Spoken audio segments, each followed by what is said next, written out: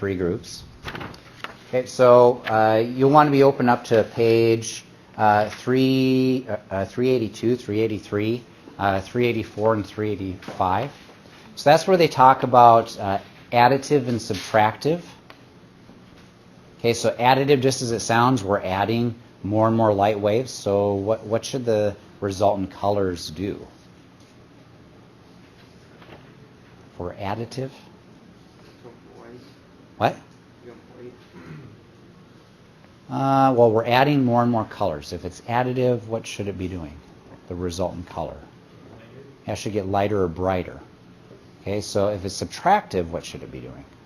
It should be getting darker. So we generally refer to pigments when we're referring to subtractive, because the more pigments you add, well, the more substances you're adding to that, and the more it's going to absorb light. So it's going to get darker and darker and darker and darker. You can't mix more and more pigments in and get a resultant lighter pigment than either the two that you started out with or whatever you started out with. It's the opposite with light.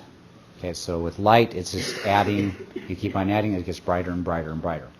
Now we're going to actually mimic subtractive pigments with light, and we can do that because, well, light behaves like a wave, and if you put a disturbance in the pathway, and this is going to be kind of tricky, you just have to read the directions.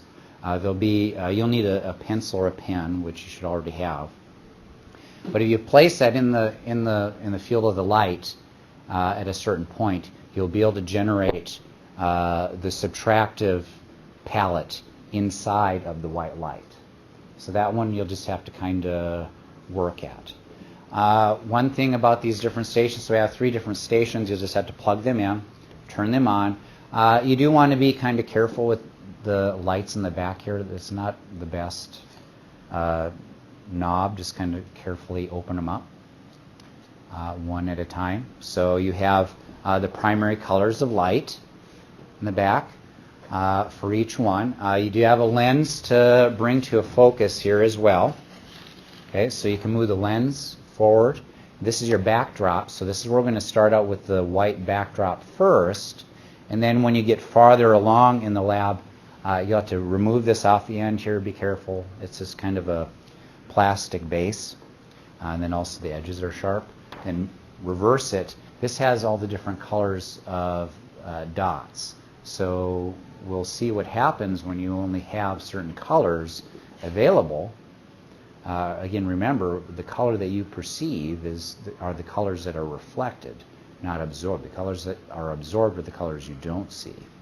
Okay, so you'll have that. There's an optics bench for each one. Leave the other optics benches alone. We'll get to that Monday or Tuesday. So that's diffraction over there, and that's another lens optics bench over there. So we're just going to work on these. So split up into the three groups, and that's where we'll start.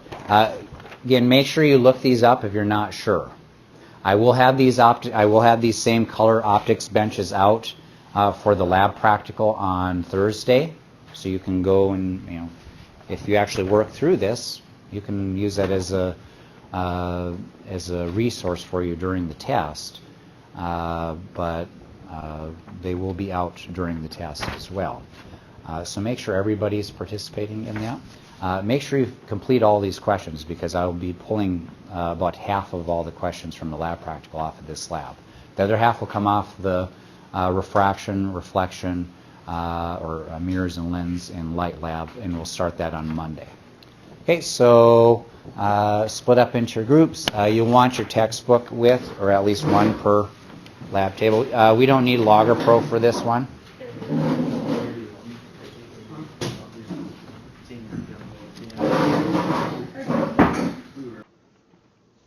Three additive images, what does that mean? These additive images. What does it mean by that? Why are these additive images? Why would it be additive? So you. What is additive? Because you add all three of the colors. Okay, but additive means where the resultant is more. So go back and just kind of flip those lights on and off and see what happens to the resultant colors that you're getting. Is it brighter or is it darker? Brighter and brighter. Okay. So it's brighter and brighter. That's additive. I don't know. I can't tell. You just turn that one. The one with the red dot is red. And then yellow goes to red. Which this is the orange. That's yeah. So cyan goes to red, right? Okay, so What color is cyan? yeah, Bluish? question 11. 11. Because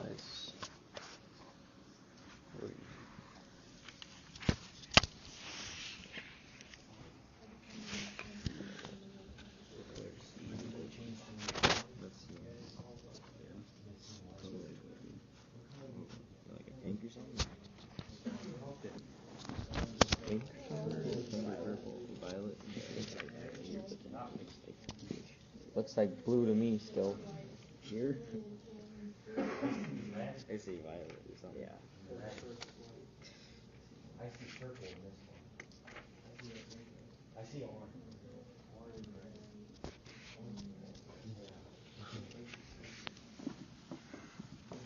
What other color? Green still looks green. Green still looks green. Right? You think it does? No, I thought it was black. That's what you said. It did earlier. Oh no.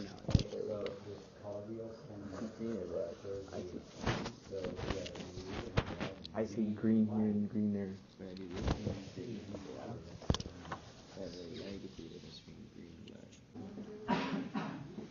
What colors must an object absorb in order? They need to absorb the color that you don't want, that you don't see. Yeah. The only color you see is one that's reflected. Yeah, so they need to absorb the ones you don't see. This is interesting to think about. Colors absorb. Source of the light determines color.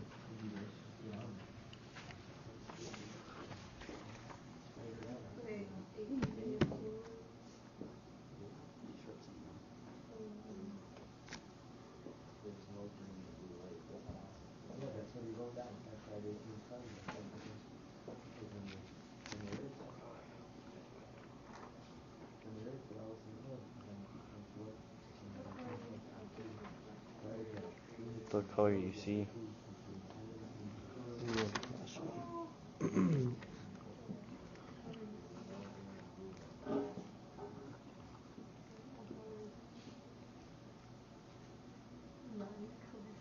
What colors is a white surface? All of them? Yeah, white is all All, what is it called? It's opposite pigment. primary. All primary colors.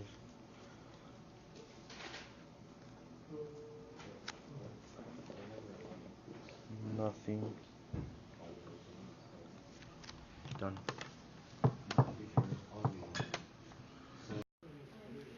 Okay, so what were the general trends that you noticed with the dots? So if we had a red filtered light, what was not illuminated?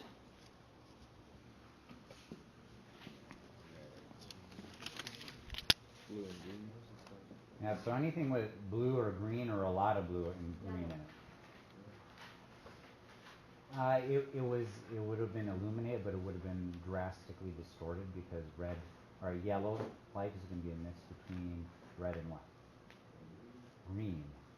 So of course, if you take out half the light that it normally reflects, it's going to be drastically distorted, but you're going to see it. It's still going to be illuminated. What color did green look, or what color did the yellow dots look like under a red filter?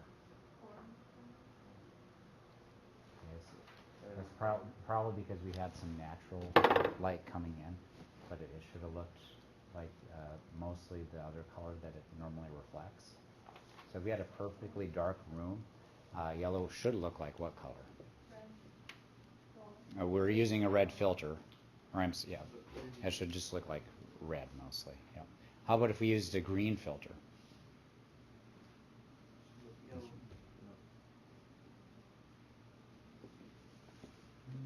Okay, so we're talking about a yellow dot under a white light.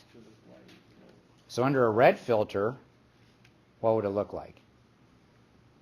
Red. Under a green filter look like green, and the reason why is in each case we're taking away about half the light it reflects. Same thing with magenta. Same thing with cyan. If we had a red filter, what two colors would appear to be dark? And ideally, if we had a completely darkened room, they'd be black. You wouldn't even be able to see them. Blue and green. Yeah, green and blue. And the same thing with the other primary colors. If we had a blue filter, green and red should be black. Okay, so and then especially if so, this goes back to that question on bananas. Why would a blue filter make yellow bananas appear to be black? Look at its position on the color wheel. Okay, so what two colors does yellow reflect in order to see yellow? Green and red. Well, we filtered those out. We're just supplying it with blue, which doesn't even involve any of the colors that are reflected in order to see yellow. So the colors that we see are just a mixture of those colors that are reflected, not absorbed. Okay. How about the last two? So what colors do white reflect? All of them. How do you know from the optics benches? What colors did you have to supply to get white light? All of them. And then this screen is just opaque. It's white, so it's reflecting whatever you show. Okay. What colors would a black surface reflect? None.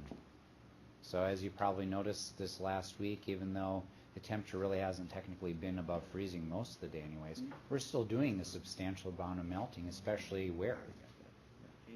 On any black pavement, like the parking lot out front. That's absorbing every single visible light ray that comes in contact with it. It's going to heat up disproportionately. This morning there was a great refraction optical illusion with the moon. So we had, it was clear this morning, so it was especially cold just above the surface. And if you looked at the moon to the west, it was setting. The bottom half looked like it was chopped off. Well, of course, that isn't what it was really exists, but we weren't able to see the bottom half of the moon because of the refracted light, the different temperatures of the light, layers of the atmosphere. Okay, so get that completed. We'll go on to our mirror and lens lab on Monday. These are the questions.